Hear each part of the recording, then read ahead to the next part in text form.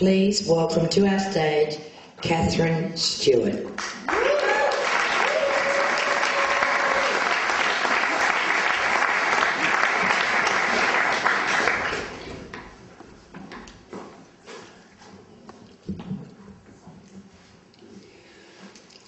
Jemima collected her thoughts at the desk where luggage was cloaked.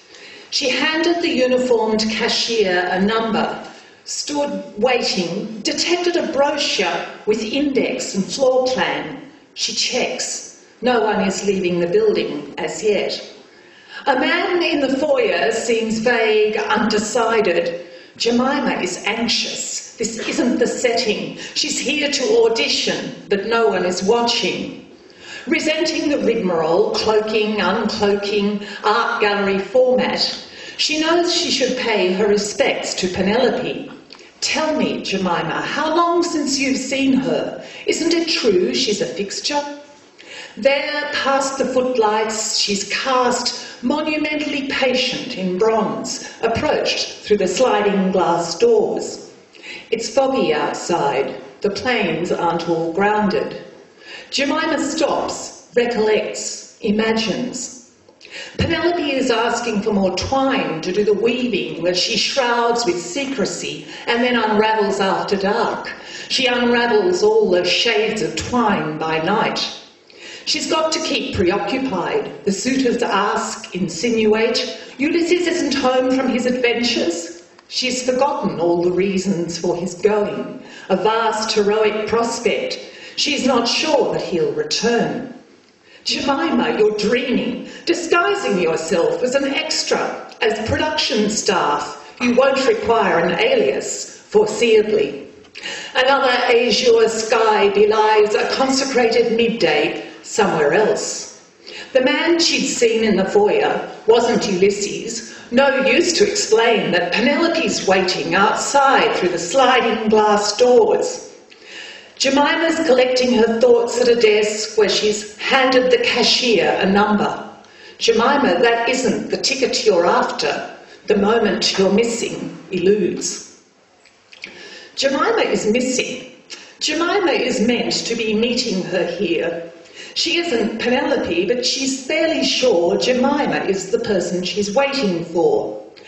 Her diary can't be relied upon to prove at what given moment she's expecting Jemima to appear. Her diary won't disclose an iota of personal data. Located north of the Tropic of Capricorn, located south of an indefinite equator, she's waiting, or supposes she is waiting. Straits and narrows veer. Nevertheless, a municipal council has provided a dark green bench with a plaque set into it. This recycled plastic seat contains the equivalent of 1,500 2-litre plastic milk containers. She's read the plaque. She is, at this stage, standing. Her mind drifts south of the Tropic of Capricorn. She can think of at least 1,500 reasons for turning stories into a dark green bench. She can think of at least 1,500 reasons for failing to do that, for letting her own thoughts drift. Meanwhile, there's no way to predict Jemima's arrival. Her schedules and flight paths were all as mysterious as her auditions. In the space of a moment, Jemima appeared to appear. She apologised for having been detained in a style that did leave factors unexplained. Making no reference to an index or a floor plan, she said she'd been caught up with a far-off look in her eye, and then she said, "Hi," she said, "hi. Highly would I have held in regard those hills that may then have clapped hands. Mainly, I needed to leave, as quickly as a song, any song, set fluently out. I didn't behold a chariot, foretold, drawn by doves, by swans, by griffins or demons. Mainly, I needed to leave. I suspect that I caught up with my sanity after I followed the tambourine man into landscape I didn't remember. I saw no sliding glass doors.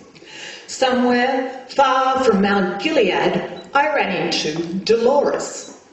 She said she was more or less convinced she hadn't gone out looking for tables to dance on. Tables providentially turned up. Dolores wore earrings of diamantes and a turquoise blue feather boa nonchalantly tossed over one bare shoulder. The skies I scanned were clear. I had traded a wristwatch for a feather boa coloured not turquoise but cobalt. By midday, an oasis appeared illusory. I had no list of dance moves in my keeping.